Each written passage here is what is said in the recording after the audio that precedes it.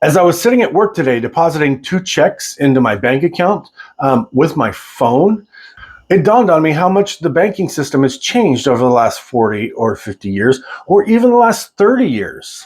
There used to be a time when you had to go down to your bank branch to conduct any kind of bank business, whether it be deposits or withdrawals or loans or whatever it was. You had to go down to your bank branch, except for getting checks. You could get checks pretty much anywhere. You could get them through mail order.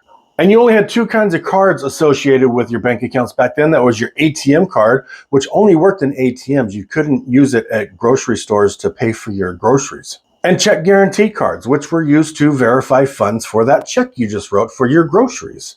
Because again, you didn't have a debit card.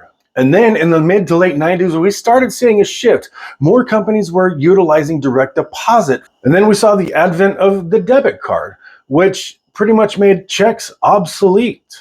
You know, checks were still being used, and in fact, they're still being used, mostly by boomers now, maybe elder Gen X. Yeah, so the banking industry has changed. We really don't have to go down to the bank for anything anymore except to deposit cash, because you can deposit checks by your phone, which I don't understand. If I can do that on my phone, why can't I just take a picture of the money too? Deposit cash through my phone? No, I don't get it. I don't know. Gen X, do you still use checks, or are you entirely paperless now too? We are Gen X.